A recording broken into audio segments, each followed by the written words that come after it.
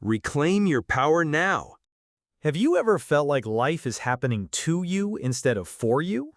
Like you're stuck in a cycle, just going through the motions, waiting for something to change but not knowing where to start?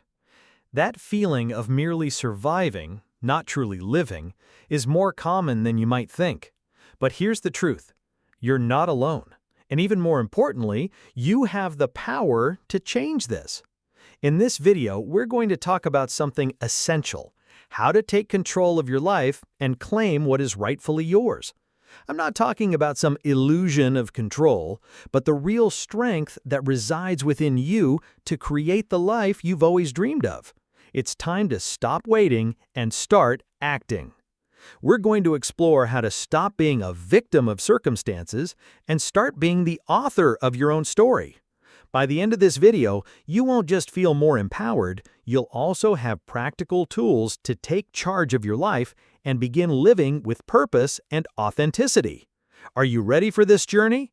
Let's dive in. The importance of autonomy and self-sufficiency. Two words that get thrown around a lot. But what do they really mean?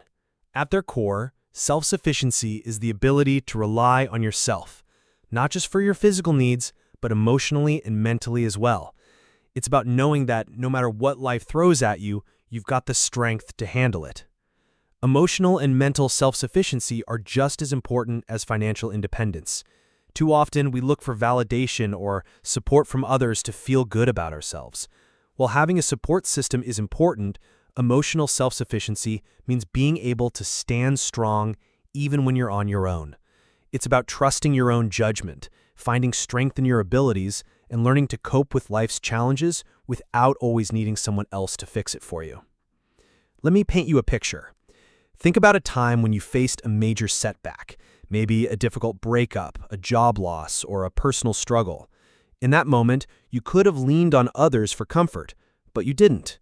Instead, you made a decision. You chose to take control of your own healing. You found the tools and mindset to rise above it. You didn't rely on someone else to get you through.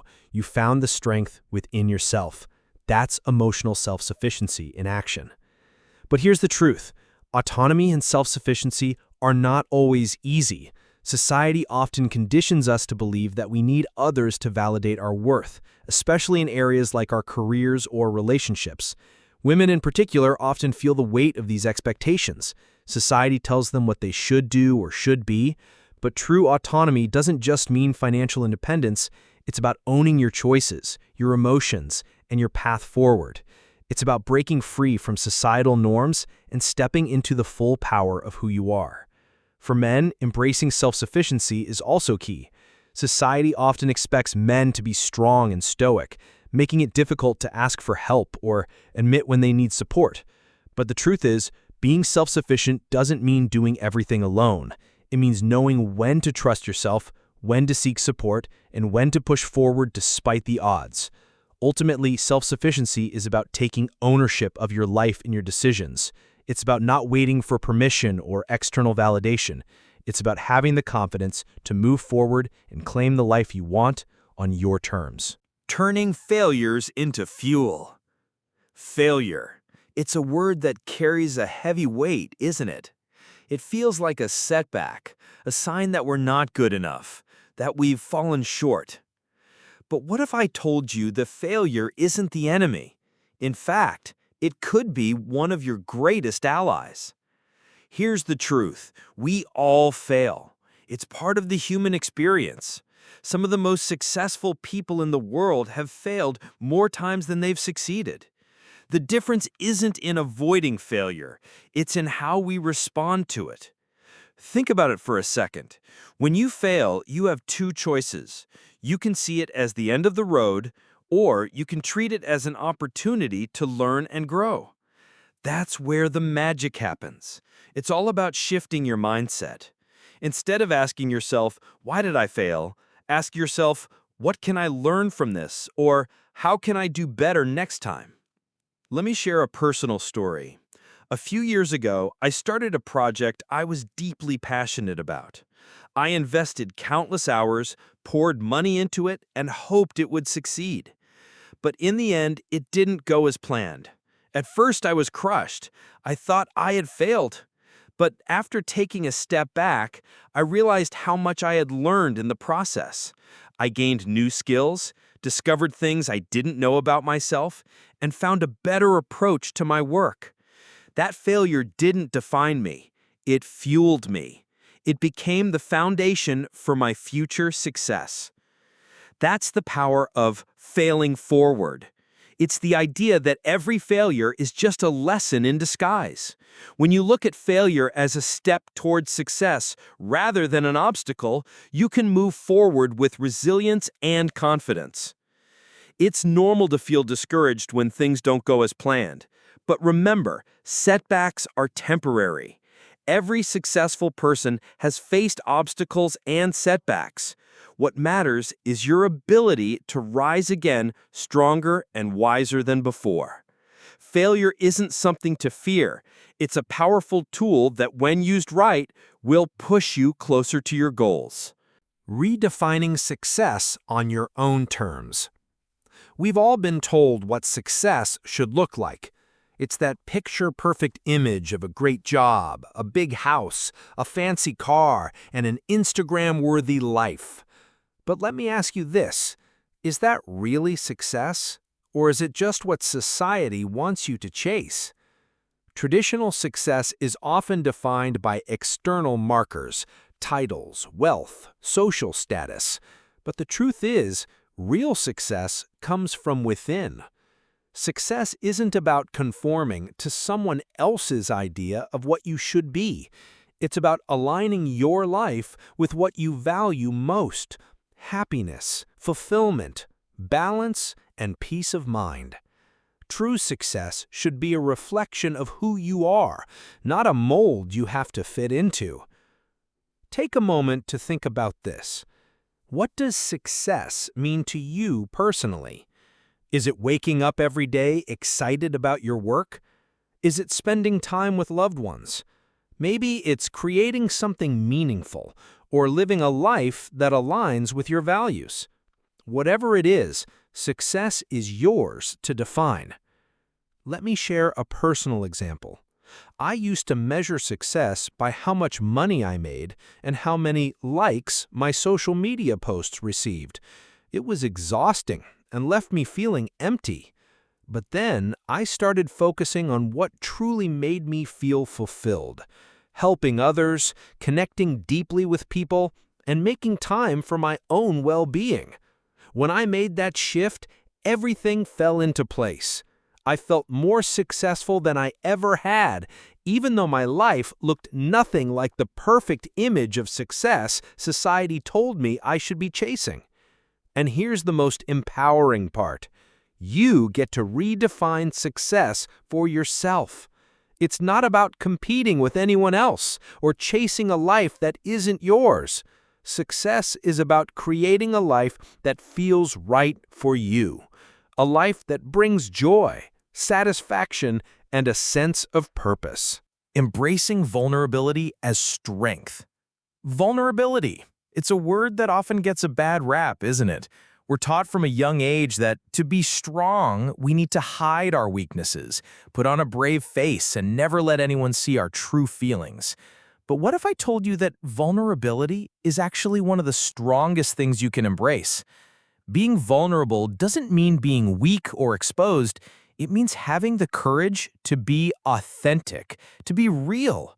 When you open yourself up, when you allow yourself to feel and share those deeper emotions, you create genuine connections with others. You show the world who you truly are, and in turn, people trust you, respect you, and see you for the human being you really are. Let me tell you a personal story. A few years ago, I found myself in a really tough spot. My personal life was falling apart, and I was overwhelmed by everything happening around me. For a long time, I kept all those feelings inside, thinking I had to handle it all alone. But eventually, I realized that opening up to the people I trusted, being vulnerable, was the only way I could begin healing. It was uncomfortable at first, but it was also liberating. And the result? I became stronger, more resilient, and more connected to those who supported me. Embracing vulnerability also allows for profound personal growth. It's in those moments of openness where we learn more about ourselves and what truly matters. We start shedding the masks we wear for the world and allowing ourselves to experience life fully. Vulnerability isn't just about showing weakness, it's about embracing your humanity and owning every part of who you are. This isn't just true for women, although society often discourages women from showing vulnerability. Men, too, struggle with embracing vulnerability as they're constantly told to remain tough. But no matter who you are, vulnerability is the key to emotional growth and stronger relationships. It's what allows you to tap into your true power. So, the next time you feel the urge to hide your true self, consider embracing that discomfort. It's in those moments of vulnerability that true strength emerges. You don't have to have it all together. Being real, being open, is far more powerful than any facade you could ever put up. The importance of setting boundaries and saying no. How often do you find yourself saying yes when you really want to say no? How many times have you stretched yourself too thin, trying to please others or avoid confrontation, only to end up feeling drained and overwhelmed? Setting boundaries is one of the most important steps you can take for your mental and emotional well-being. It's not selfish. In fact, it's a sign of strength and self-respect. When you set boundaries, you're showing the world that you value your time, your energy, and your needs. You're giving yourself permission to prioritize your own well-being because you deserve that. Let me share a personal example. A while back, I was juggling too many commitments, saying yes to everything that came my way. I thought I had to be everything for everyone. But eventually, I reached a breaking point. I was exhausted, anxious, and starting to resent the very things I used to enjoy. That's when I realized I needed to set clear boundaries. I started by saying no to things that didn't align with my values or personal goals. It wasn't easy at first. There was guilt, fear of letting others down, but once I began doing it, I realized how empowering it was. Setting those boundaries allowed me to protect my energy and focus on what truly mattered. And guess what? People respected me more because I was being clear about my limits. Both men and women struggle with boundary setting, but for women especially, there's often an added pressure to always be nurturing, accommodating, and available. But let me tell you this, you don't have to apologize for setting boundaries. You are allowed to say no without guilt. Your time and energy are valuable, and you have the right to protect them. Start small. Whether it's saying no to an extra project at work or taking a break from social obligations, as you practice setting boundaries, you'll begin to feel more in control of your life and less at the mercy of others' expectations. If you found this video helpful, don't forget to hit that like button, share it with someone who might need this reminder, and subscribe to the channel for more content like this. Your support means a lot, and together we can continue this journey of empowerment.